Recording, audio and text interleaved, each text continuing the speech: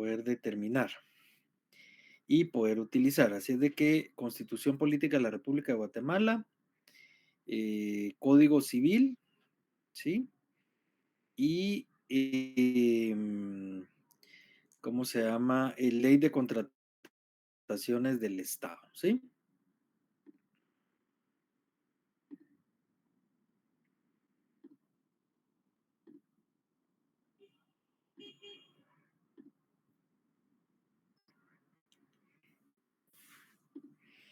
Bueno, no sé si ahí tienen visualización ya clara de las diapositivas.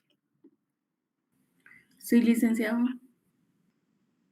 Muy bien, perfecto. Permítame que les voy a dar ingreso a uno de los compañeros.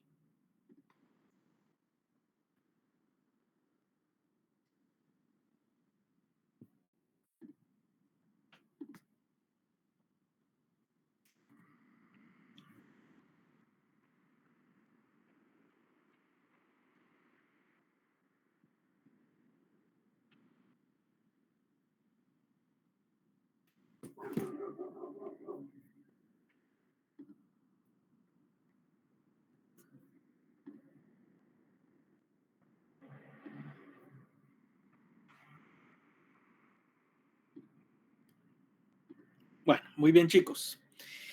La semana pasada agotamos lo que era el dominio del subsuelo, ¿se recuerdan? Vimos lo que era la exploración, lo que era la explotación, el plazo de las licencias, todo lo que tenía que ver con lo que cedía, digamos, a través de un contrato o concesión de explotación petrolera y de hidrocarburos, que es la propiedad del subsuelo que tiene el Estado, y analizábamos, compañeros, que el Estado en determinado momento puede ceder a través de licencia la explotación de los recursos, digamos, naturales, tanto en el área de la exploración como en el área de la explotación, tanto petrolera, perdón, como de hidrocarburos. Pero ustedes me dirán, ¿qué tiene que ver esto con el derecho administrativo? Pues mucho, porque la concesión a través de licencias y la concesión de licencias de exploración o licencias de explotación, pues obviamente al final forman parte del derecho administrativo. Y como parte del derecho administrativo, pues vienen a realizar una función muy esencial en cuanto a ceder de parte del Estado esos derechos sobre el subsuelo, que ya sabiendas que el subsuelo le pertenece al Estado. Bueno, en cuanto al dominio del subsuelo, para ir concluyendo con este tema y pasar al siguiente tema de conformidad con el programa, nosotros hacemos la pregunta si es legal en los contratos de exploración y explotación del suelo o subsuelo, si esto es legal o no desde el punto de vista jurídico. Y con esto le voy a solicitar, por favor, en el presente caso, a Minor Estuardo Witz. Minor, bienvenido. Eh, ¿Es legal el poder celebrar contratos con el Estado? Solo les voy a solicitar a todos, por favor, que puedan encender su cámara. Veo muchas cámaras apagadas. Solicito que enciendan su cámara de video. ¿Es legal, compañero, desde este punto de vista, eh, o no es legal que el contrato pueda ceder derechos de explotación y exploración a través de contratos administrativos amparados en la ley de contrataciones y amparados en las leyes específicas como la ley de hidrocarburos? ¿Es o no es legal desde su perspectiva y desde su punto de vista? Dice el licenciado, buenas tardes. Sí es legal porque sí lo ampara la ley. Tengo entendido que cobramos 5% de todas las extracciones de minerales en Guatemala. Y, Dos, 2%. sí, el 2% es correcto. Y sí es un proceso administrativo. Usted me trajo a colación cuando yo examino privados algo muy importante. Cuando usted esté examinándose a un técnico profesional, sepa bien lo que le están preguntando. Ok. Y lo que yo le estoy preguntando a usted, usted me lo está contestando de la manera más correcta que uno como catedrático espera que el alumno le responda. Y voy a hacer esta pequeña pausa solo por algo muy importante que percaté ahorita en usted, Maynor. Si yo le hago la pregunta, ¿es legal? Yo le estoy diciendo que usted me diga si es legal o no, no su punto de vista, si es legal o ilegal. Y la importancia de lo que usted me responde es lo correcto, porque usted me indica si es legal porque está basado en ley. Punto. Yo no le estoy pidiendo su opinión en relación si es legal o no. Yo sepan escuchar cuando el catedrático o el examinador les haga una pregunta, sepan escuchar. Porque usted asertivamente me dice es legal porque está basado en ley. Ahora bien, si yo le preguntara a usted cuál es su criterio, considera que es legal o ilegal, entonces usted me da su criterio. Y ahora le voy a hacer la pregunta a la inversa. Minor, ¿cuál es su criterio? ¿Considera que sí cumple los requisitos para hacer legal esos contratos? ¿O simple y sencillamente son contratos leoninos o abusivos celebrados entre el Estado y los particulares? Siento que son contratos en los cuales no conviene a las demás personas, sino que solamente a los que los están contratando y a la Ujú. persona que está haciendo los negocios en el Estado. No siento que sean lo más acorde para el Estado. Jurídicamente, usted lo que me está diciendo, mire, es legal, porque es concreto lo que yo le pregunté, ¿es legal o no? Y usted me dice, mire, es legal porque lo permite la ley. Pero desde el punto de vista de su análisis, no es legal, simple y sencillamente porque usted tiene toda la razón.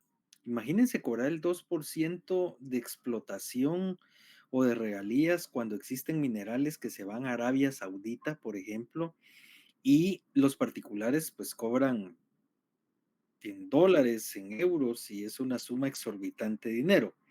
Y usted, el criterio que usted tiene es el que yo comparto. No llena las expectativas, pero hasta cierto punto están reguladas en ley. Y no solo eso, están reguladas en la Constitución Política de la República de Guatemala, que sí permite el poder conceder ese tipo de autorizaciones o licencias. Con esto damos por finalizado el dominio del subsuelo y ahora pasamos a un aspecto importante, compañeros, como es la adquisición y disposición de bienes públicos. Y vamos a hacer un pequeño ejercicio para poder ir viendo la diferencia entre un bien público y un bien de dominio privado. Y aquí le pregunto a Evelyn García. Evelyn, buenas tardes, gusto de saludarle. Y le hago la siguiente pregunta. ¿Cuál es la diferencia entre un bien público y un bien de dominio privado? Buenas tardes, licenciado. Pues yo pienso que un bien público es el que le pertenece pues a todo ciudadano, ¿verdad? Y un bien pues privado, pues obviamente ya es de la propiedad privada. No. Lo segundo es lo correcto, lo primero es lo incorrecto. Vamos con Elizabeth Paz. Le escuchamos.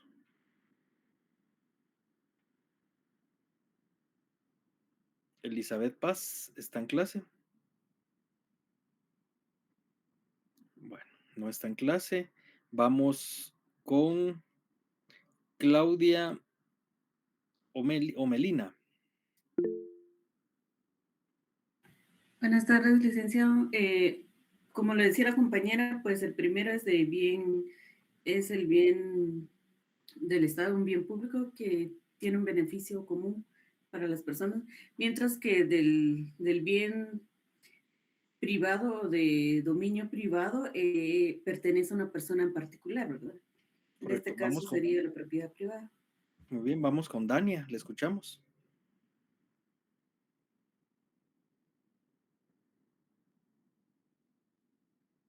Dania, me había pedido la palabra. También, sí, perdón, licenciado, buenas tardes. También un bien público sería como los parques. Ok. Bueno, en relación a lo que dijo la compañera al principio, que el bien de dominio público pertenece a todos los ciudadanos, es erróneo. Los bienes de dominio público pertenecen al Estado. que nosotros ejerzamos el poder soberano y el poder público y que le deleguemos al Estado el poder en determinado momento en representación nuestra ejercer actos de dominio público es otra cosa. No nos pertenece a los ciudadanos, o sea, yo no puedo ir al Parque Central de Jalapa y decir este bien es mío. Es un bien del Estado, pero hasta cierto punto estos bienes son de dominio público y efectivamente, como han dicho las compañeras, pertenecen al Estado. Y los bienes de dominio privado, la misma palabra lo dice, son bienes que pertenecen a los particulares. Ahora bien, cuando hablamos de bienes, cualquiera que sea su naturaleza jurídica, su formación, su valoración pecuniaria, pueden estar sometidos a un dominio o a una propiedad. Este dominio, esta propiedad puede ser pública cuando es un bien que pertenece al Estado o puede ser privada cuando es un bien que pertenece a un particular. Eh, si por disposición de una norma jurídica, ¿sí? Puede en determinado momento un bien de dominio privado pasar a dominio público. El artículo 40 de la Constitución regula la expropiación. No lo vamos a leer por cuestiones de tiempo, pero ya lo hemos venido desarrollando, que la expropiación hasta cierto punto es esa situación jurídica mediante la cual un bien de dominio privado sale de la esfera del propietario y pasa a dominio del Estado por interés o bienestar general. Es decir, que el bien común prevalece sobre el bien particular.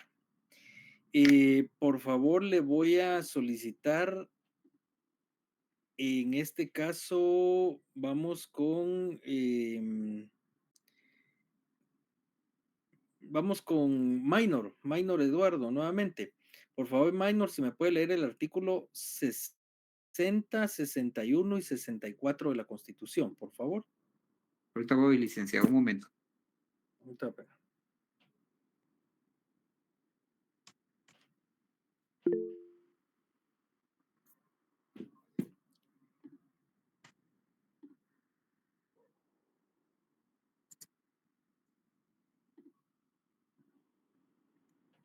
¿Qué artículo me indicó, licenciado? 60, 61 y 64 de la Constitución. Artículo 60. Patrimonio cultural. Forma el patrimonio cultural de la nación de los bienes y valores paleontológicos, arqueológicos, históricos y artísticos del país y están bajo la protección del Estado. Se prohíbe su enajenación, exportación y alteración, salvo casos que determine la ley. El 64. Patrimonio 61 natural. y 64. 60, ok.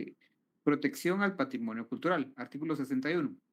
Los sitios arqueológicos conjuntos monumentales y el Centro Cultural de Guatemala recibirán atención especial del Estado con el propósito de preservar sus características, resguardar su valor histórico y bienes culturales. Estarán sometidos a régimen especial de conservación del Parque Nacional Tikal, el Parque Arqueológico de Quiriguá y la Ciudad Antigua Guatemala, por haber sido declarados Patrimonio Mundial, así como aquellos que adquieran similar reconocimiento.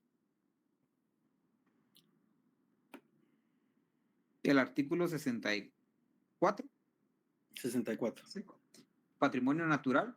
Se declara de interés nacional la conservación, protección y mejoramiento del patrimonio natural de la nación.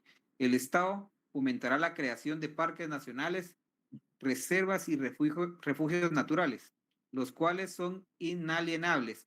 Una ley garantiza su protección y de la fauna y flora que en ellos exista. Muy bien.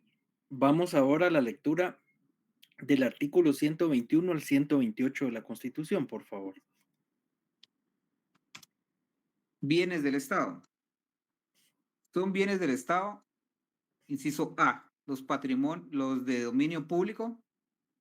B, las aguas de zonas marítimas que ciñen las costas de su territorio, lagos, ríos navegables y sus riberas, los ríos, vertientes y arroyos que sirvan de límite internacional de la República las caídas y nacimientos de agua de aprovechamiento hidroeléctrico, las aguas subterráneas y otras que sean susceptibles de regulación por la ley en las aguas no aprovechadas por particulares en extensiones y término de la ley.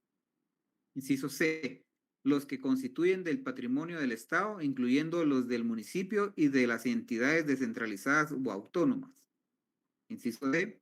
La zona marítima, terrestre y plataforma continental, el espacio aéreo, en la extensión y forma que determinen las leyes o los tratados internacionales ratificados por Guatemala. Inciso E.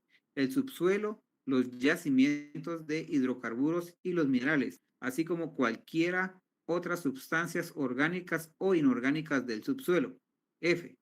Los monumentos y las reliquias arqueológicas. G.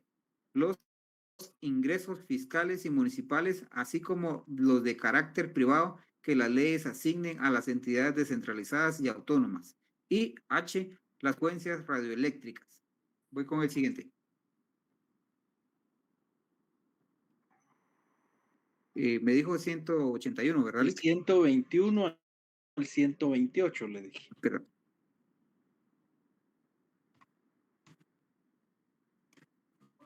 artículo 122.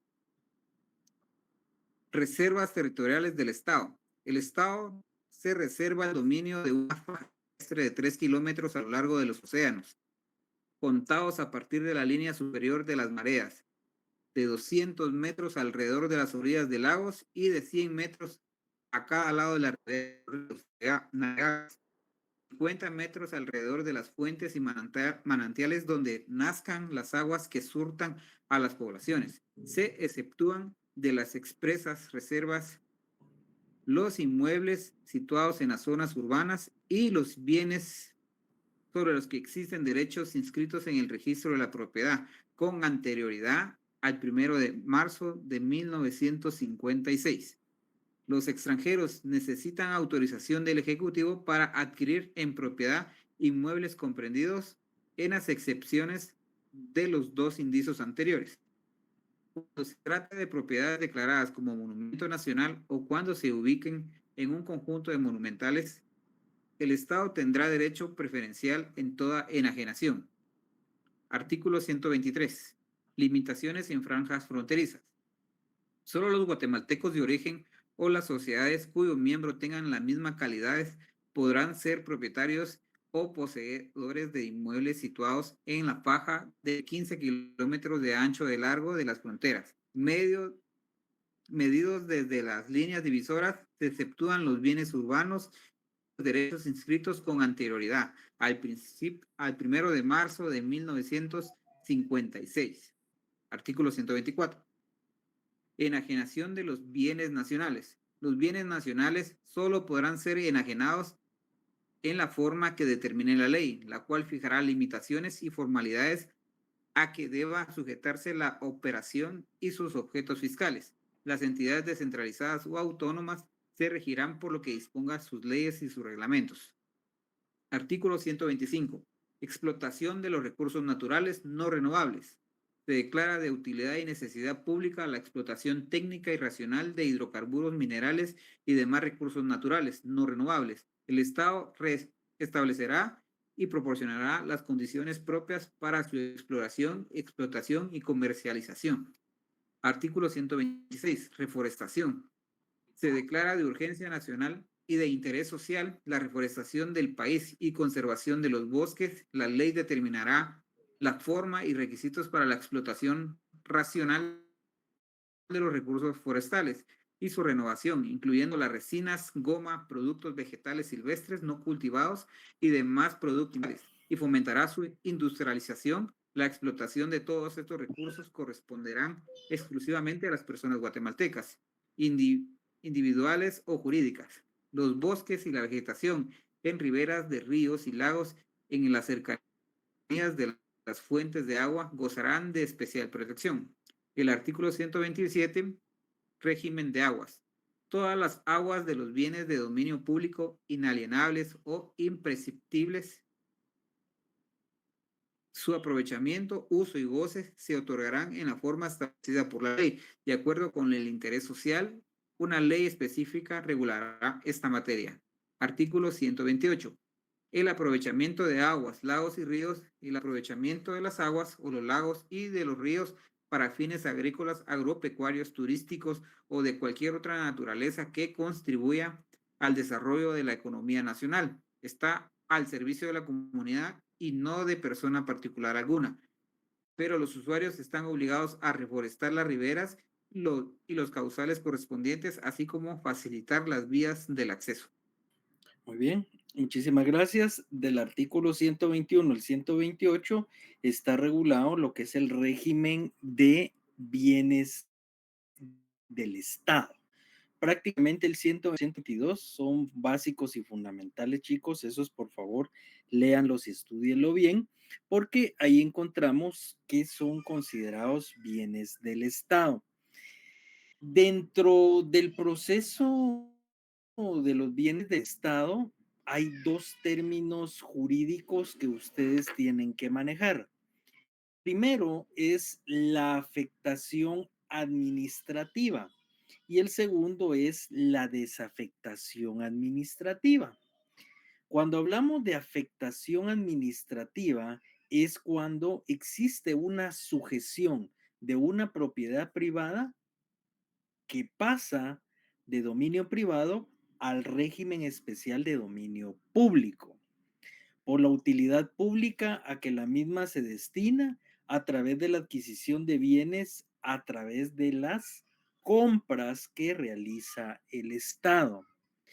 La afectación administrativa presupone un poder de disposición y es un acto jurídico administrativo con efectos específicos que se diferencian de los actos administrativos usuales, por cuanto carece de destinatario, o sea, se dirige a una cosa, no a una persona, y ni siquiera su propietario puede considerarse destinatario, puesto que su persona es indiferente para la administración pública.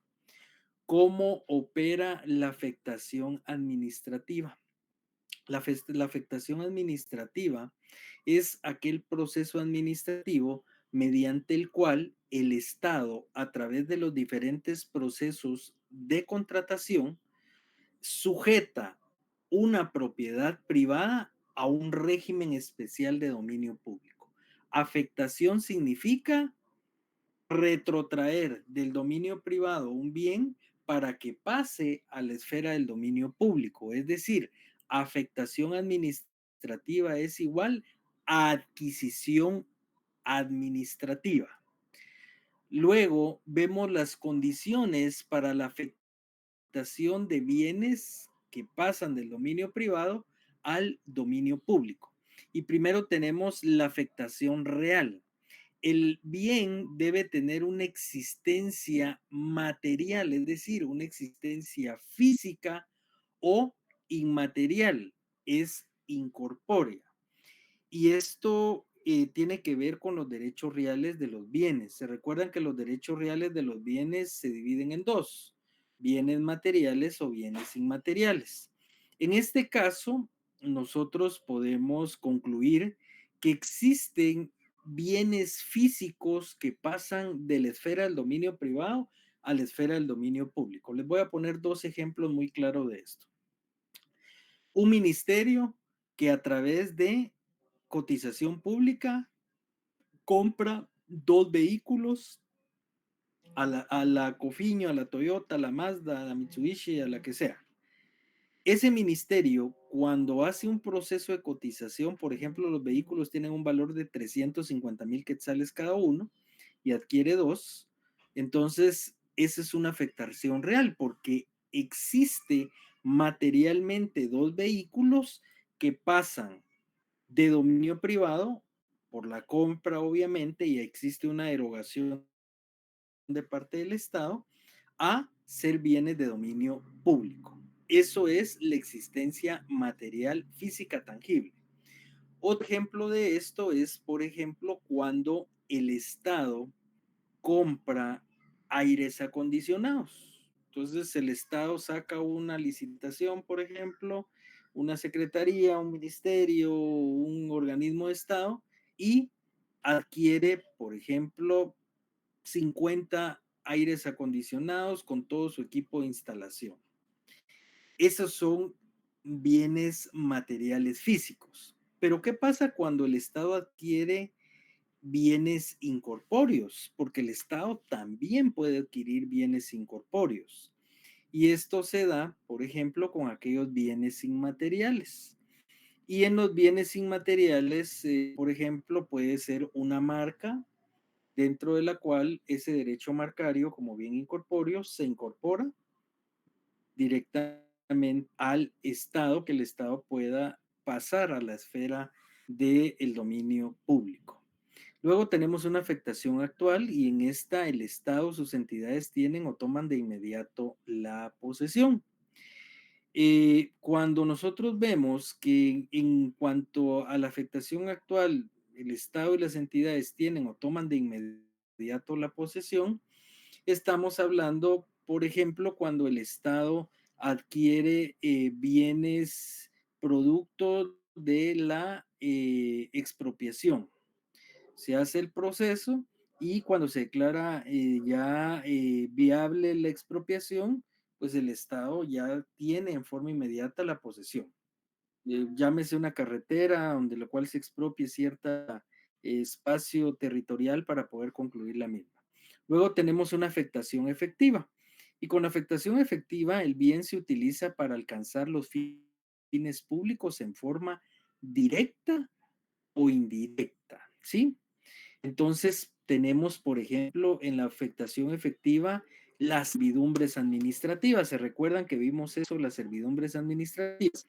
Que es cuando el Estado obliga a un predio particular a un paso de servidumbre para poder beneficiar a una comunidad o a un caserío al ingreso y con esa servidumbre a través de una carretera o lo que se considerare explícito poder en determinado momento obtener a través de servidumbre, pues esa afectación asertiva, efectiva, perdón, lo que busca es en forma directa o indirecta ciertos fines públicos que es el beneficio común.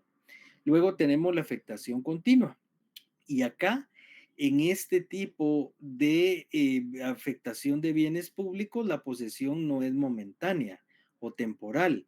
El bien queda disponible para ser utilizado en todos los momentos para los fines públicos. Por ejemplo, puede ser una donación a favor del Estado, puede ser una expropiación a favor del Estado, puede ser un bien a través de una sentencia de extinción de dominio que pasa del ámbito privado en cuanto al régimen patrimonial a dominio del Estado porque es un bien adquirido en forma, digamos, ilícita. Pero ahora vamos a ver la otra terminología que tiene que ver con la desafectación de bienes públicos. Si la afectación de bienes públicos, chicos, es la adquisición de bienes a través de compras, a través de donaciones, a través de expropiaciones, a través de cesiones que se puedan dar a favor del Estado, la desafectación de bienes públicos se da cuando la administración pública saca de su inventario los bienes de su propiedad y los traslada por procedimientos administrativos legalmente preestablecidos o basados en ley a la propiedad particular.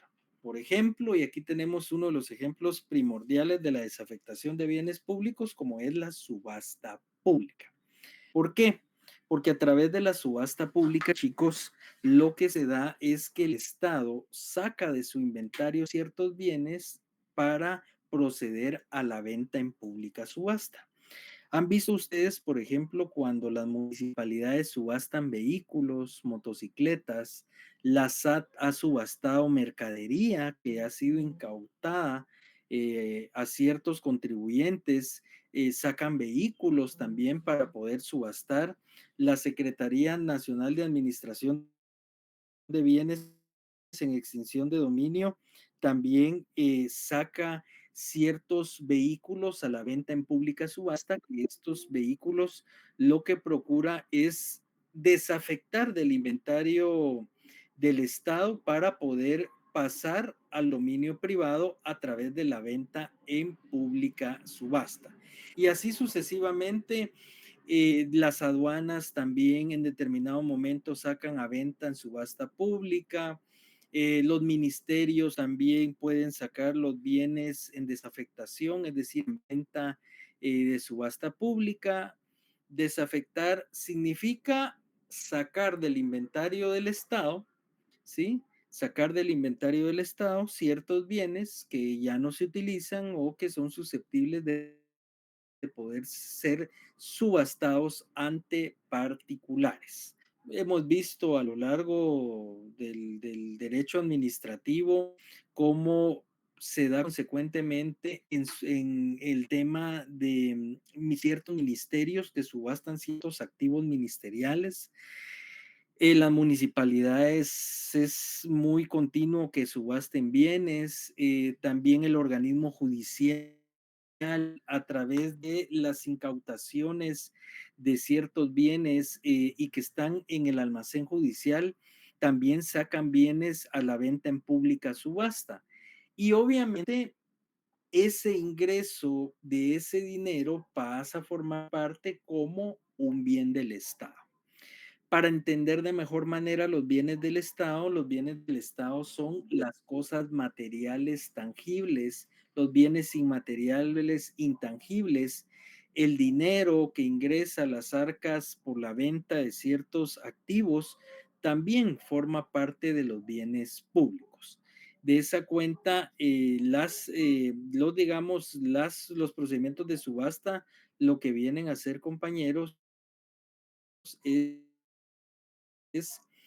a someter a los interesados la venta de ciertos bienes para que se inscriban en sus registros como oferentes y a través de la subasta pública, pues obviamente ese vehículo, esa motocicleta, esa computadora, ese bien inmueble que puede ser, por ejemplo, Senaved ha tenido bajo su disposición ciertos bienes que pueden ser hasta cierto punto vendidos en subastas públicas. Yo me recuerdo de ciertos bienes que se incautaron en el año 2015 en el tema de extinción de dominio, y esos bienes, pues muchos de ellos ya han sido subastados. Digamos, casas de descanso, apartamentos, casas en colonias privadas, vehículos, camiones, motocicletas, un sinfín de situaciones que se someten al procedimiento de la subasta pública. Chicos, les hago una pregunta. ¿Les queda todo claro lo que son los bienes de dominio público? ¿Cuál es la diferencia con los bienes de dominio privado? ¿Y cuál es la diferencia entre el proceso administrativo de afectación de bienes públicos y el proceso administrativo de desafectación de bienes públicos? ¿Tienen todo claro o tienen alguna duda?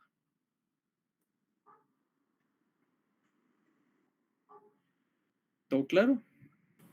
¿Comentarios, Sí, dudas? sí, licenciado, gracias. Ok, perfecto. Entonces vamos a seguir con la dinámica del curso y ahora pasamos a ver, seguimos viendo lo que es la desafectación. ¿Cuál es la diferencia entre afectación y desafectación de bienes públicos? Porque ustedes hasta cierto punto podemos visualizar qué es una afectación.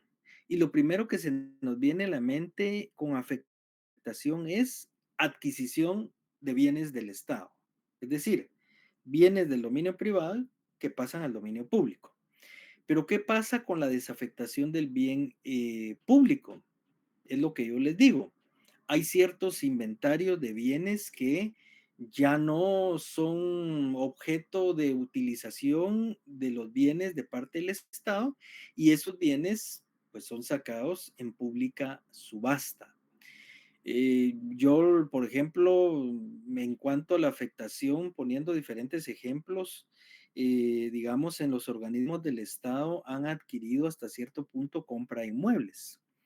El organismo judicial, por ejemplo, en determinado momento adquirió un edificio en zona 10 a través de la compra, así como ha adquirido terrenos a través de la compra, o sea, terrenos para poder construir sedes del organismo judicial. Pero por otro lado, también existe la figura jurídica de la donación de bienes. Un claro ejemplo es una situación que se dio allá por el año 2017. El Congreso de la República le dona la Embajada de China a Taiwán, me recuerdo, unas frecuencias o torres satelitales para que fueran utilizadas por el canal del Congreso.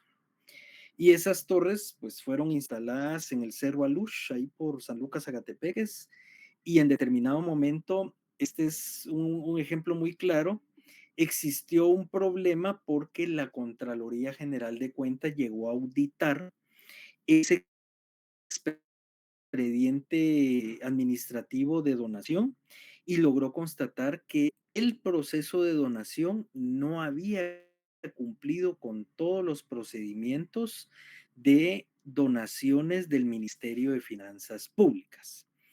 Pero ustedes me dirán, ¿qué tiene que ver el Congreso de la República con finanzas públicas? Pues mucho, porque el Ministerio de Finanzas Públicas, ahí está la Dirección de Bienes del Estado. Y en esa Dirección de Bienes del Estado está un manual de procedimientos para que se cumpla con el manual y los pasos a seguir para poder cumplir a cabalidad con los procesos de donación. No se cumplió, solo se fue con un acta de entrega y hallazgo. Las autoridades fueron sancionadas toda vez que desconocían en su momento que había un manual de procedimientos o un procedimiento como tal que cumplir para que esos bienes, no obstante, fueron donados y no hubo ningún pago o contraprestación del Congreso, no cumplieron con los procedimientos específicos de ingreso a los activos del Congreso de la República.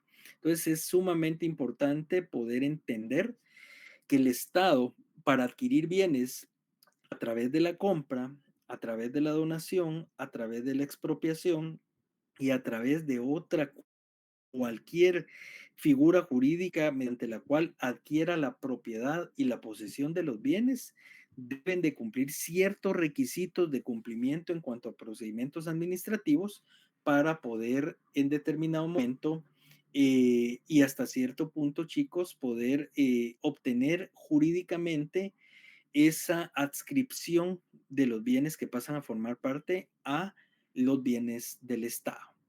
En cuanto a la desafectación de bienes públicos, el bien debe estar totalmente ubicado e identificado, es decir, hay un inventario específico, físico, junto con el inventario que se lleva electrónico en cuanto a los bienes que se van a subastar o se van a vender. ¿Y cuándo deja de ser de dominio público, chicos? Cuando pasa a dominio de la propiedad. Se lleva al registro de SAT si fuera un vehículo y pasa a nombre, estaba a nombre del Ministerio de Comunicaciones, un ejemplo, y en la subasta sale favorecido Juan Pérez y entonces ya pasa la propiedad en la tarjeta de circulación, el título, a nombre de Juan Pérez, toda vez que a través de pública subasta o subasta pública adquirió la propiedad privada de un bien de dominio público. Acá el órgano que haya tenido la posesión del bien debe proceder a efectuar la baja en el inventario. Este es otro tema adicional. No se trata nada más de la venta, no se trata nada más de la desafectación del inventario de un bien del Estado, sino que debe existir un procedimiento de baja de inventario y la cancelación de esa inscripción a nombre del Estado en el registro que corresponde. Si es un bien inmueble, registro de la propiedad. Digamos, las naves aéreas también llevan un registro, las naves marítimas también, vehículos terrestres, Por eso existe el registro de garantías mobiliarias que llevan un registro de los bienes físicos y bienes muebles. Cuando el Estado adquiere bienes bajo su propiedad, debe de abrir registros de inventarios porque se extrae del dominio privado y pasa a un dominio del Estado como tal. El cese de la propiedad pública, ¿sí? El cese de la propiedad pública puede darse por disposición legal específica. En Guatemala debe hacerse por medio de un decreto del Congreso que autoriza trasladar el bien público a la esfera particular a través de la venta, a través de la donación o a través de la famosa concesión. Recuérdense que no solo se puede dar en concesión un bien, sino que se puede dar en concesión un servicio. Y eso lo vamos a ver más adelante. Luego de concluir el procedimiento administrativo ordenado por la ley, debe dictarse una resolución administrativa de adjudicación, o sea, debe existir una resolución por la máxima autoridad del ministerio, la secretaría, la institución descentralizada autónoma que permita la adjudicación de ese bien a través de lo que puede ser una subasta pública o venta de bienes del Estado. Entonces, de la misma manera, cuando el Estado puede en determinado momento adquirir un bien a su favor, ¿sí? Adquirir un bien a su favor, de la misma manera debe existir una resolución administrativa de la máxima autoridad que permita en determinado momento autorizar la compra de bienes públicos a través de la ínfima cuantía, cuyo monto es de 1 quetzal a 25,000 quetzales, a través de la compra directa, cuyo monto es de 25,000 un quetzal hasta 90,000 quetzales, a través de la cotización pública, cuyo monto de adquisición o compra de bien es de 90,000 un quetzal hasta 900,000 quetzales, y la licitación pública, que es la otra forma de adquisición, que es la adquisición de bienes y compra de bienes a favor del Estado, cuyo monto supere de 900,000 un quetzal en adelante. Es decir, cuando el Estado compre por 2 millones, 1 millón, 1,100,000, 1,200,000, 3 millones, 5 millones, 30 millones, 50 millones, por ejemplo, utiliza la forma de la licitación pública. Y acá les voy a dar un ejemplo en cuanto a la adquisición de bienes. Un proceso de licitación pública, esto se da en el Instituto Guatemalteco de Seguridad Social. Se adquiere un sistema informático y el sistema sale aproximadamente como en 116 millones de quetzales. Al final es aprobado por la máxima autoridad de junta directiva, aprueban la compra, obviamente existe un procedimiento administrativo previo, una conformación de un expediente administrativo, y en el final la junta directiva autoriza la compra porque es licitación pública. Esto debe de ser aprobado a través de resolución administrativa por la máxima autoridad, y ya autorizado y aprobado se procede a la suscripción del contrato administrativo que fue celebrado entre el Instituto Guatemalteco de Seguridad Social a través de la Subgerencia de Tecnología con una empresa de tecnología, sociedad anónima, que vendió ese servicio o ese bien o ese software. Por eso les digo, hay sistemas informáticos que no necesariamente son tangibles o bienes inmateriales que no son tangibles, pero que tienen un valor pecuniario y que el Estado los necesita para poderlos desarrollar. Voy a solicitar que me saque Ana Chavarría, por favor, Ana, la ley de contrataciones del Estado. Si fuera tan fina de leerme el artículo 89 y 90 de la ley de contrataciones del Estado.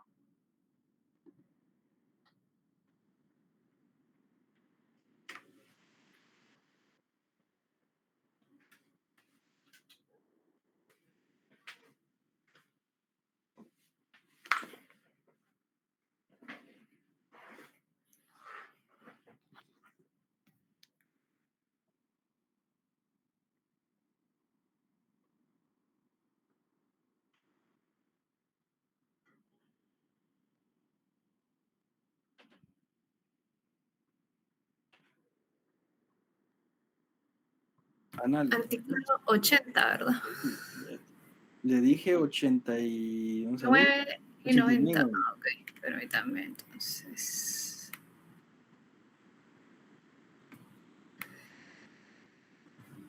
Enajenación de bienes del Estado y de sus entidades descentralizadas y autónomas. Artículo 89. Reglas generales.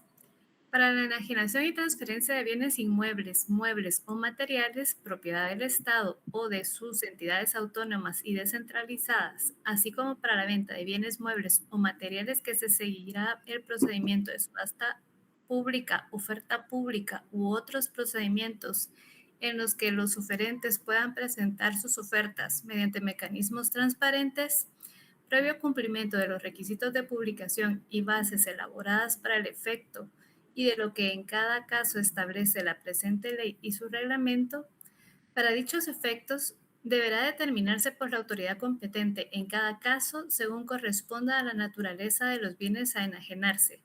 Si los procedimientos a seguir deben ser los de una subasta pública, oferta pública u otros procedimientos que garanticen la publicidad de las actuaciones y la concurrencia de los oferentes, como tal el caso de los mercados bursátiles nacionales o internacionales. Artículo 90. Enajenación y transferencia de bienes inmuebles del Estado. Para la enajenación y transferencia de bienes inmuebles propiedad del Estado o de sus entidades autónomas o descentralizadas, deberá emitirse un acuerdo gubernativo por conducto del ministerio o ministerios que corresponda. Si se trata de bienes del Estado o un acuerdo de la autoridad máxima de la entidad autónoma o descentralizada, y se observarán las reglas siguientes. Se deberá describir en detalle los bienes cuya enajenación se llevará a cabo, incluyendo sus datos registrales con base en la certificación correspondiente y que la autoridad interesada determine la conveniencia de la contratación e inicia el trámite del expediente acompañando las justificaciones pertinentes. 2. Que se practique el avalúo del bien por parte del Ministerio de Finanzas Públicas. 3. Que se emita acuerdo gubernativo que autorice la contratación por conducto del Ministerio de Finanzas Públicas y con el referendo del titular del ministerio que haya iniciado el trámite. 4. Que se podrá acordar si se juzga conviene a los intereses del Estado o a la entidad enajenante la contratación de personas naturales o jurídicas especializadas en la intermediación con bienes inmuebles, para que se haga cargo de la ejecución del procedimiento de ofertas y subasta pública, u otros mecanismos análogos sujeto, en todo caso, a las normas y condiciones cuyas bases se deberán determinar en el acuerdo respectivo. 5. Si se juzga conveniente a los intereses del Estado o de la entidad correspondiente, se podrá disponer de la contratación de intermediarios de prestigio internacional, de modo que la oferta y subasta pública u otros mecanismos análogos se promueva también a nivel internacional, cumpliéndose, en todo caso, con las bases generales que rijan la enajenación. Las entidades descentralizadas y autónomas observarán las reglas establecidas en este artículo en lo que se aplica y el acuerdo será remitido por la autoridad superior de la entidad interesada. Muy bien, ese es el artículo 90. Correcto. Léame el 91, por favor. Ok. Artículo 91. Reglas para la venta de bienes muebles. Para la venta de bienes muebles propiedad del Estado se observarán las siguientes reglas. 1. Que la autoridad interesada determine la conveniencia de la enajenación e inicie el trámite del expediente, acompañando las justificaciones pertinentes. 2. Que se practique el avalúo del bien por parte del Ministerio de Finanzas Públicas. 3. Que se emita el acuerdo por la autoridad superior de la entidad interesada. Ahí estamos. Estamos, ¿verdad? Sí, ahí termina. Muy bien. Bueno, Licenciado. le doy la palabra a Donaldo y posteriormente le voy a explicar. Gracias, licenciado. Perdone, en el inciso 3, el refrendo del titular del ministerio se refiere a un documento, es una firma en el mismo acuerdo o cómo funciona esto. Refrendo es firmar, ¿sí? O sea, Ah, cuando escuchen ustedes la terminología jurídica refrendar, yo creo que se los expliqué, me tocó clase presencial, les expliqué el refrendo ministerial, ¿se recuerdan? Sí, lo hablamos, ¿no? Refrendar, Donaldo, es firmar. Oye, muy cada bien, vez que gracias. le digan a usted, Donaldo, ya graduado, necesito que me refrende el documento legal, es echar el fierrazo de su firma. Es la firma que usted materializa a través de un documento. Ahora bien, Sí, en este sin caso, nota, perdón, sin una nota de que bienes diga del que está de Estado, acuerdo. ¿Va? estamos hablando de aquel funcionario o empleado público quien ejerce esa representación para poder firmar. Así es. ¿Sí? Solo la firma. Bueno, si ustedes se dan cuenta en la lectura que hizo Ana del artículo 89, 90 y 91, son ciertas reglas para poder proceder a la venta de bienes públicos. Es un pequeño lineamiento jurídico legal mediante el cual existen reglas pertinentes para poder en determinado momento enajenar bienes públicos. Así como hay reglas para vender y enajenar, hay reglas para poder comprar. Y las reglas para poder comprar son los diferentes procesos que más adelantito vamos a ir detallando, ¿sí? Bueno, seguimos entonces. Vamos ahora con la famosa concesión. Y la concesión de bienes públicos, pues prácticamente tiene que ver con lo concerniente a cuando el Estado pone a disposición de un tercero ciertos bienes para su explotación. Número uno, o cuando el Estado pone servicios a un tercero para que los puedan explotar. Ana, por favor, la molesto si me puede leer del artículo 92 al artículo 96 de la Ley de Contrataciones del Ok. Estado. Hay algo Artículo, importante ahí que quiero que analicemos. artículo 92. Traspaso de bienes muebles usados o materiales. Los bienes muebles usados o los materiales propiedad del Estado podrán ser traspasados a terceras personas a cuenta del precio de nuevas adquisiciones, debiendo cumplir con lo prescrito en el artículo anterior. Artículo 93. Casos especiales de enajenación. Aportación a socios por constituirse. Cuando la enajenación de bienes sea por aportación a sociedades, lo hará el Estado atendiendo la justificación de autoridad superior. Para hacerlo procederá conforme el avalúo efectuado por el Ministerio de Finanzas Públicas u otro que así considere, debiendo emitir un acuerdo gubernativo por conducto de ministerio o ministerios correspondientes por cuyo medio se disponga. 1. A la aportación de bienes se debe anexar la documentación legal y contable necesaria en la que se describa detalladamente los bienes aportados. 2. El monto por el que se aportan los bienes y la cantidad, clase, valor nominal y demás características de las acciones que, como consecuencia, serán emitidas, suscritas y pagadas.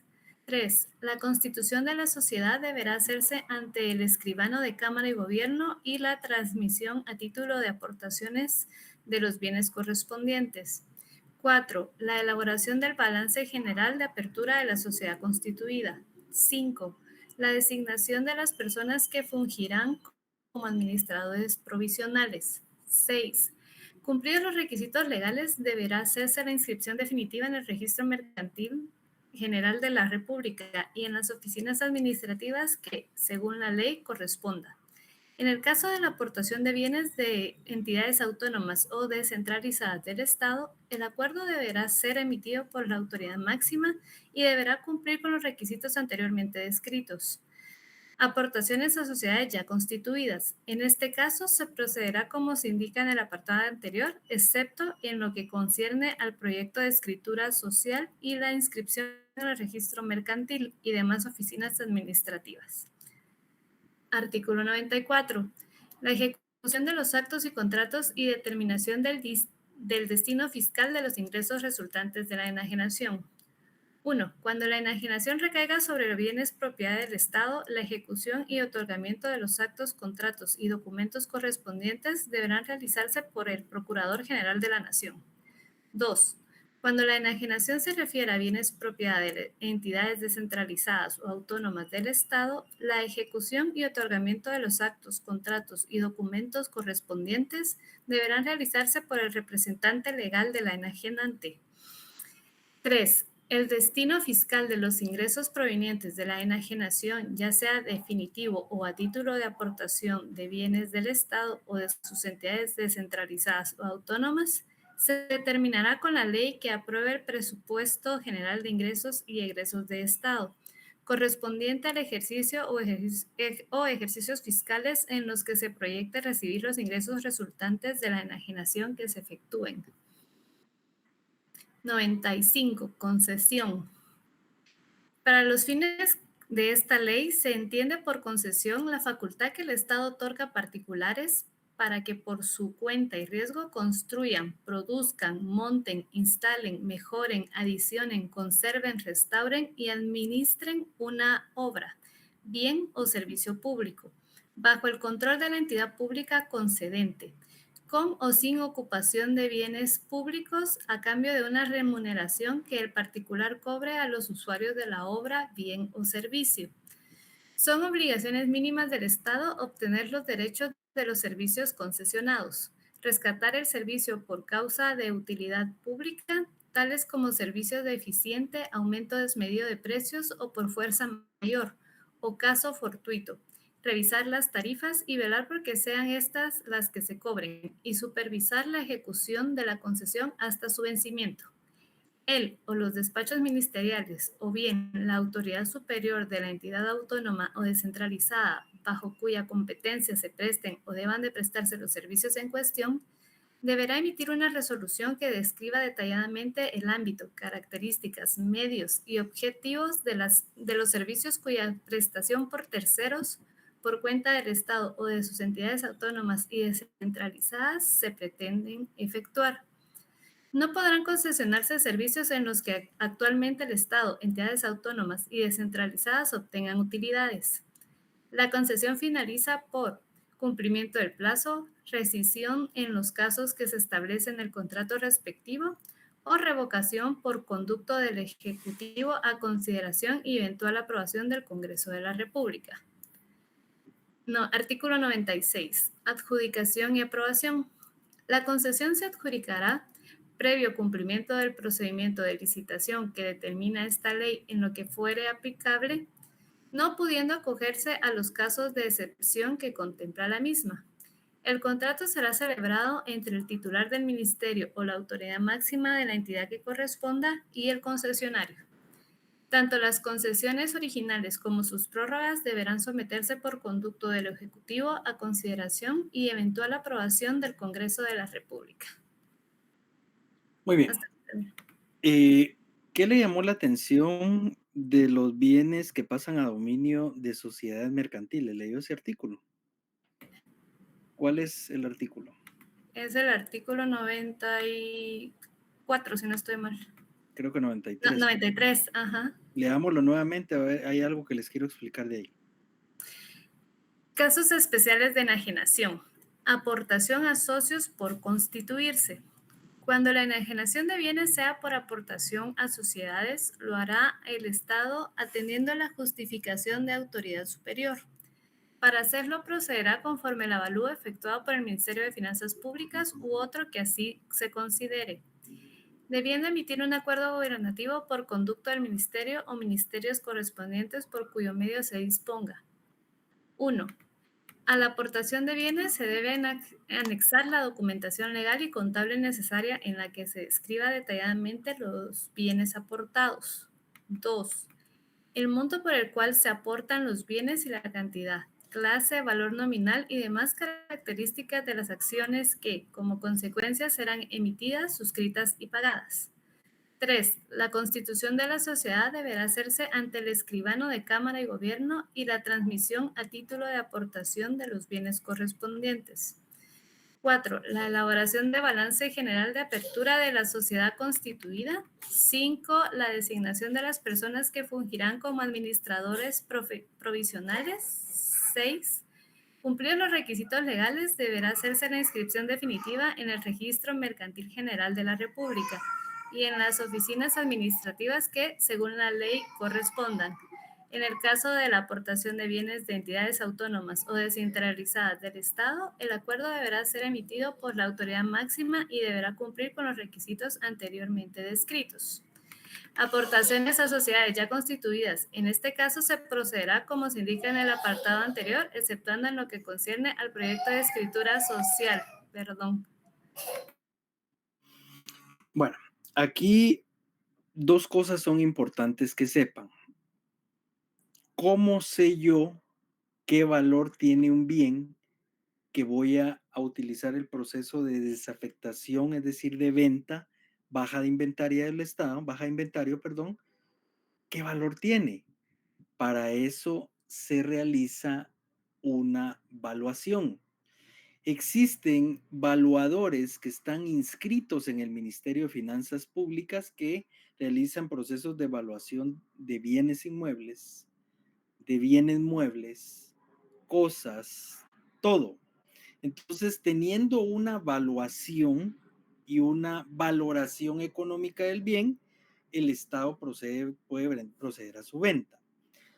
Otro aspecto importante es que puede existir enajenación de bienes públicos y esa enajenación es para futuros socios que van a aportarlos a sociedades mercantiles. Imagínense el alcance de la ley. No solo vender el bien, sino que aportarlo directamente a una sociedad mercantil.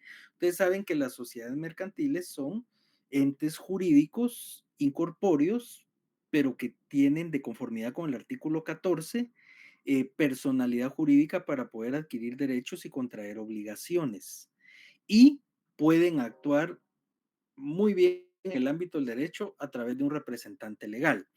Y al final indica el artículo que el registro mercantil realizará la operación producto de la enajenación de bienes públicos. Hay otro aspecto sumamente importante acá con el tema de la concesión. El contrato de concesión administrativa abarca bienes muebles, bienes inmuebles, abarca servicios. Es decir, que el Estado, a través de una concesión, se desatiende en el ámbito de su responsabilidad administrativa y le otorga una concesión administrativa a un particular para que éste, en su nombre y a través de contrato administrativo, pueda ejercer actos para brindar un servicio público como que fuese un servicio del Estado. Les voy a poner un claro ejemplo acá y acá tal vez Donaldo me puede apoyar con esto. Donaldo, usted no se recuerda que hace un par de años, pero fue muy, digamos, hasta cierto punto sonado en el ámbito guatemalteco, existía el famoso correo.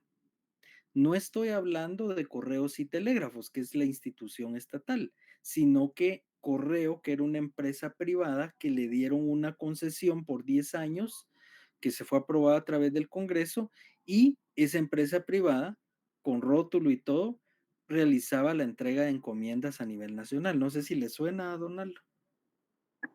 Fíjese que no recuerdo esta empresa, licenciado, disculpe.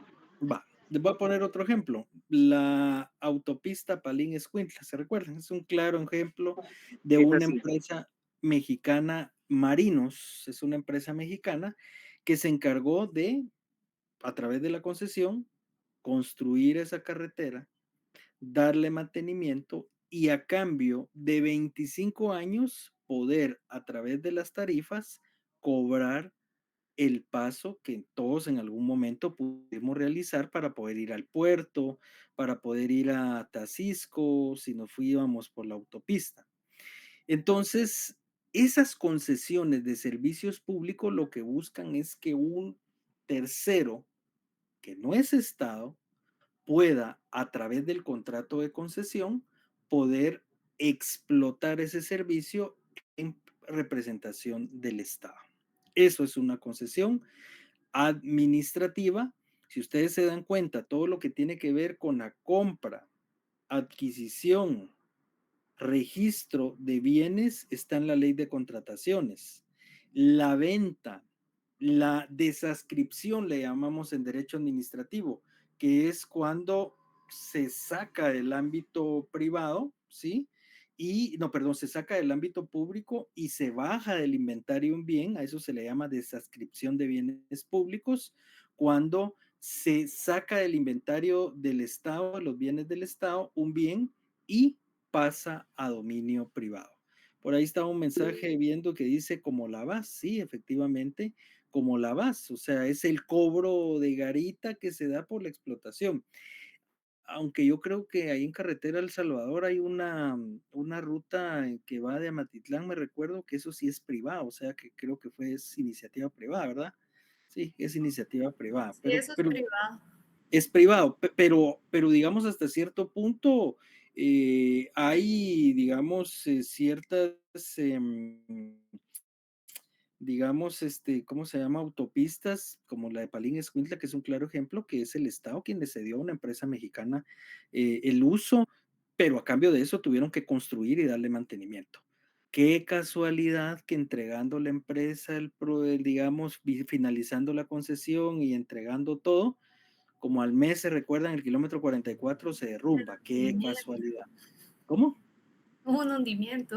Hubo un hundimiento, qué casualidad. Todo cabe en lo posible. Bueno, en este país ya no sabe uno ni qué creer ni cómo actuar, porque ahí sí que hasta los muertos acarrean botellas y ya no se le atina. Donaldo, le escuchamos. Licenciado, perdone, en el caso del transurbano, ¿podría estar en esta concesión sobre servicios públicos? Sí, es una concesión de los servicios públicos a través de propietarios privados. Yo tengo dos amigos que tienen dos buses y creo que un bus, y a ellos les pagan, o sea, ellos brindan el servicio y le pagan por brindar el servicio público, o sea, es otro claro ejemplo. Los muertos votan, dicen por ahí, pues efectivamente los muertos votan, va, o sea, hemos visto de todo en nuestra Guatemala. Con este tema de los hackers, se dieron cuenta ahorita el hackeo, qué casualidad, que se da un hackeo en el Tribunal Supremo Electoral y ahora resulta que hay muchos partidos que no tenían muchas adhesiones y ahora resultan con un montón de adhesiones. Y aquí pasa de todo, ¿verdad? Entonces, bueno, ahí el parqueo del aeropuerto, eso sí lo desconozco, Sergio. Tal vez Sergio le doy participación, tal vez nos pueda aclarar un poquito, eso sí lo desconozco. Lick, disculpe, yo lo había leído en la prensa libre Ok.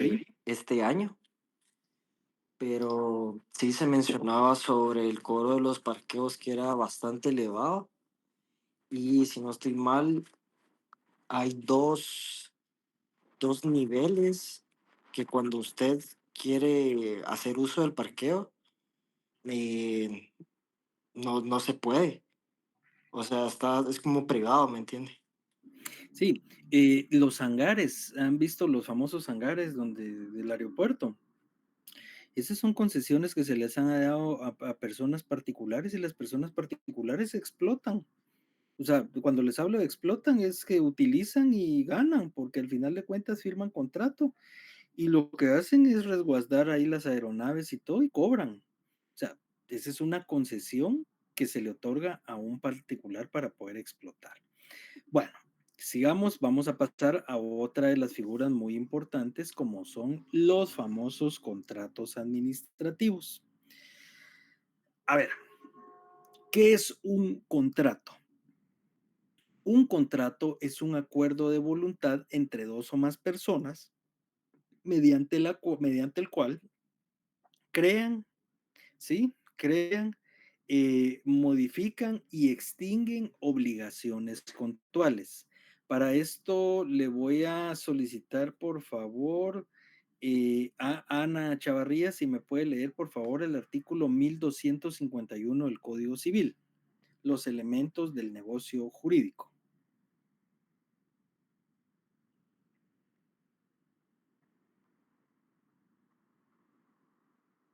Ok, 1251.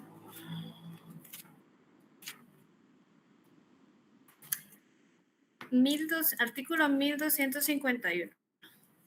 El negocio jurídico requiere para su validez capacidad legal del sujeto que declara su voluntad consentimiento que no adolezca de vicio y objeto lícito. ¿Sí? Capacidad legal, mayor de 18 años, consentimiento, pues obviamente el consentimiento es básico, y el objeto lícito, que el objeto del contrato sea dentro del marco legal de la licitud en el ámbito contractual. Los contratos administrativos es lo mismo. La diferencia entre un contrato regulado en el Código Civil y un contrato regulado en la Ley de Contrataciones del Estado estriba en quiénes van a ser las partes contratantes. En un contrato de naturaleza civil, las partes contratantes serán dos particulares o más particulares. En un contrato administrativo existirá dentro de ese contrato un particular y el Estado. O pueda ser un contrato celebrado de Estado a Estado, porque también se ha dado la celebración de contratos administrativos entre dos entidades estatales. Mínimo, dentro de un contrato administrativo, una de las partes es el Estado. Si no es el Estado el que participa, pues obviamente deja de ser un contrato administrativo. Ana, por favor, si me puede leer la presente diapositiva. Los contratos administrativos. El contrato administrativo es una declaración de voluntad del Estado a través de sus órganos centralizados o desconcentrados y de sus entidades autónomas y descentralizadas, en donde los funcionarios públicos y contratantes acuerdan derechos y obligaciones. El primero reconoce su obligación de pago de honorarios o precio por actividades, bienes o servicios que deben proporcionarle. El segundo, bajo las condiciones reguladas en Ley de Orden Público y sometido en caso de conflicto de intereses a la jurisdicción a través del Tribunal de lo Contencioso Administrativo. Muy bien. Entonces, como todo contrato o relación contractual, el contrato administrativo es una declaración de voluntad entre el Estado, a través de los órganos centralizados, desconcentrados, entidades autónomas y descentralizadas, en donde hay funcionarios y empleados públicos que pasan a ser firmantes o contratantes, acuerdan derechos y obligaciones, ¿sí? Aquí el primero reconoce su obligación de pago de honorarios o precio por ciertas actividades o precio de bienes o servicios que debe proporcionarle un segundo. ¿Quién es ese segundo? Un particular, ¿sí? Una empresa mercantil, una sociedad mercantil, un comerciante individual. Ahí se pactan condiciones reguladas no solo en la Ley de Orden Público, sino que en la Ley de Contrataciones del Estado. Se somete, en caso puede existir conflictos de interés, y aquí les voy a poner un ejemplo real. Hoy tuve la oportunidad de analizar un caso muy rápidamente. Resulta que una sociedad mercantil, empresa constructora, celebra un contrato con un ministerio de comunicaciones, para poder elaborar para poder construir, perdón, un hospital. Digamos, un edificio, no era hospital, sino que es un edificio que iba a ser ad hoc al ministerio. Dentro de ese contexto, ya finalizada la obra, se da el cambio de gobierno y todo lo que se viene, llega el constructor y le dice, mire, yo ya finalicé la obra y necesito adjudicarla y que se firme el acta de adjudicación de la obra donde está todo finalizado, la firmamos y me paga. O sea, es lo lógico, ¿no? Si yo concluyo el trabajo de conformidad con el contrato administrativo, me paga. Las nuevas autoridades, que no fueron las que signaron o firmaron el contrato, pues le piden nuevas modificaciones al edificio y le dicen, mire, sí le firmamos la adjudicación y el acta de entrega de la obra, pero si usted nos modifica, nos coloca ojitos de buey, por ejemplo, las puertas las queremos de madera, queremos no utilizar tabla yeso, sino que otro sistema, me explico, o sea, cuando a mí me hacen la consulta, me dicen, mire, y eso se puede, yo les digo, no, están en las bases técnicas, usted en la ficha técnica de la contratación, me dicen no, o sea, las puertas son PDF, lo que quedó en las bases de licitación. Resulta que nunca se habló de colocar ciertas luces con ojitos de buey o luces especiales, sino que la luz iba a quedar instalada, focos, bombillos normales, pues. Pero eso es lo que se contrató. Ok, ¿y se dejó constancia en el contrato? Sí. Entonces no están obligados. Llegan las personas propietarias de la empresa y hacen ver eso a las autoridades que tienen que dar por finalizada la obra y les dicen que no. Entonces yo les doy una recomendación, les digo, miren, dentro de todos los contratos hay una cláusula, ¿sí? Esa cláusula que se deja es cuando existen controversias, divergencias, producto de un contrato administrativo, se debe de agotar la fase de la conciliación o la fase conciliatoria. Agotada la fase conciliatoria, chicos, dentro de ese contexto, lo que se busca es llegar a un acuerdo entre Estado y el particular que construyó la obra.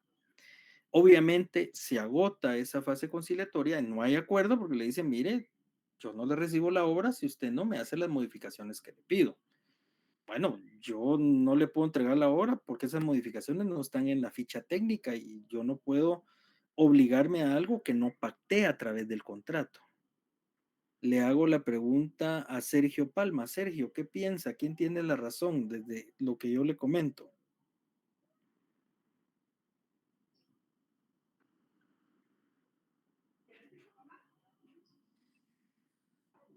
Perdón, Eric, no entendí la pregunta.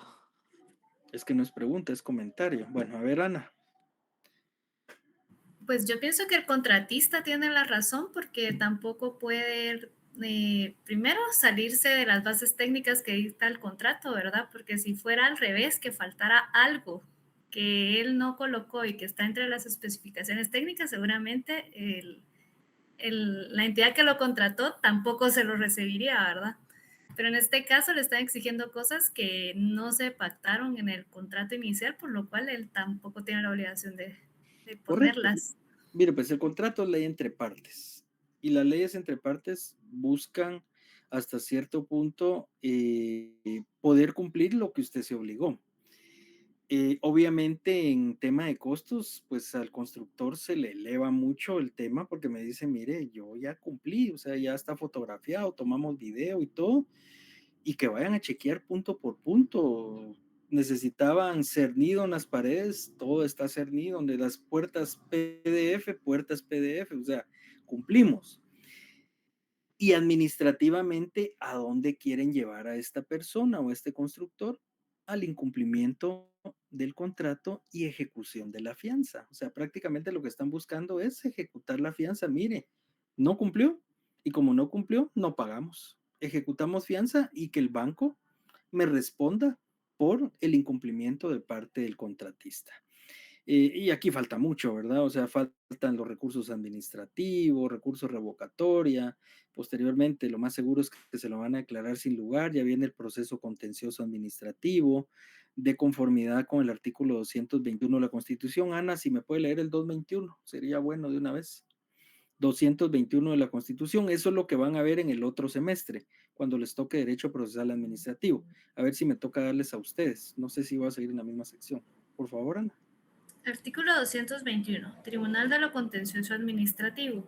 Su función es de contralor de la jurisdicción de la Administración Pública y tiene atribuciones para conocer, en caso de contienda por actos o resoluciones de la Administración y de las entidades descentralizadas y autónomas del Estado, así como en los casos de controversia derivadas de contratos y concesiones administrativas. Para ocurrir a este tribunal, no será necesario ningún pago o caución previa. Sin embargo, la ley podrá establecer determinadas situaciones en las que el recurrente tenga que pagar intereses a la tasa corriente sobre los impuestos que haya discutido o impugnado y cuyo pago al fisco se demoró en virtud del recurso. Contra las resoluciones y autos que ponga fin al proceso puede interponerse el recurso de casación. Muy bien, el recurso de casación. Cada vez que ustedes vayan a dilucidar una controversia jurídica en contra de, digamos, del Estado o viceversa del Estado hacia un particular producto de un contrato administrativo, chicos, usted tiene que aplicar, número uno, la ley de lo contencioso administrativo, el decreto 119-96, y número dos, pues aplicar la misma ley de lo contencioso administrativo para ver fuera del ámbito de los recursos administrativos el proceso contencioso administrativo, que es un proceso de única instancia tramitado ante las salas de lo contencioso administrativo, que lo que buscan es dilucidar la juridicidad de una resolución administrativa. Es decir, si la resolución administrativa es legal o la resolución administrativa no cumple con los preceptos jurídicos de la juridicidad. Entonces son dos cosas totalmente diferentes ante esto.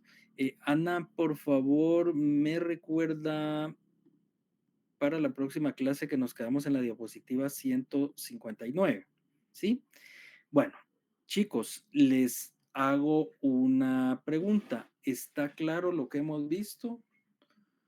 ¿Todo claro? ¿Tienen alguna duda en relación a lo que vimos en cuanto a la afectación de bienes públicos y la desafectación de bienes públicos? Vamos a ver en la próxima clase lo que es la compra por ínfima cuantía, la compra por compra directa, compra por cotización pública, compra por licitación pública, que es la forma de comprar que tiene el Estado para que esos bienes que están en el ámbito privado, chicos, pasen a bienes de dominio público. Para que el Estado pueda comprar bienes, siempre tiene que celebrar contratos administrativos, ¿sí? Y esta es una situación que les pongo en la mesa. eh, Abogados que manejen el tema del derecho administrativo en Guatemala son muy pocos. Y los abogados que manejan muy bien el derecho administrativo y que asesoran a empresas privadas en cuanto a demandas en contra del Estado, no les va nada mal, oyen, porque, digamos, problemas de falta de pago o problemas de incumplimiento de contrato del Estado es bastante. O sea, eso es el diario vivir y todos los días hay procesos contenciosos administrativos, pero tal vez lo que les quiero trasladar es que esta es una materia muy bonita, porque el derecho administrativo es muy bonito, y aparte de eso, pues hay un montón o sinfín de leyes dispersas que ustedes pueden utilizar para poder en determinado momento aplicar el cumplimiento de los contratos administrativos. Ejecuciones de fianzas, pretende el Estado que haya muchas, digamos, demandas de los particulares al Estado hay también, digamos, demandas del Estado hacia los particulares sobran, obras inconclusas, digamos, hay ciertos materiales utilizados en las carreteras que nosotros vemos, no sé si a ustedes les ha pasado y han ido y han visto ciertas carreteras que son, digamos, remozadas o asfaltadas este año y el año siguiente ya el material se va por las lluvias, por el sol, todo lo que usted quiera, pero al final de cuentas son materiales que no tardan o no duran. Ante esta situación, la ley y la constitución siempre protege al Estado, es decir, siempre va a existir la duda a favor del Estado. Chicos, solo los voy a molestar con la foto, por favor, porque tengo que mandar foto, que sí cumplí con mi clase. Por favor, bueno, notas del segundo parcial, las notas ya están subidas, ahí pueden verlas en el sistema, ya tuvieron acceso ustedes. Sí, las notas ya están subidas, chicos. Es más, la plataforma Forbes es la que les calificó automáticamente. Espérenme, voy a tomarla. Solo ahí me doy cuenta que ni siquiera revisan el portal para ver sus notas, imagínense. Entonces, porfa, las notas ya están subidas. Yo sí no tardo en subir las notas, ¿sí? Entonces, no sé si tienen alguna duda, chicos, alguna pregunta de lo que vimos el día de hoy, dudas, comentarios, todo está claro. Donaldo, todo está claro. Sí, licenciado, está bien, todo claro. Muchas gracias. Excelente. Bueno, entonces les deseo éxitos, bendiciones. Nos vemos el viernes, por favor. El examen ya está programado para este martes en 8, ¿sí? De este martes en 8 tenemos el examen final. Igual va a ser a través de plataforma Forms. Solo voy a tomar la última foto. Va a ser a través de plataforma Forms y nos vemos el viernes para seguir con el desarrollo del curso. Les deseo éxito, bendiciones y feliz Feliz noche, noche, muchas chicos. Hasta el gracias. viernes. Adiós, Feliz chicos. noche, Feliz noche.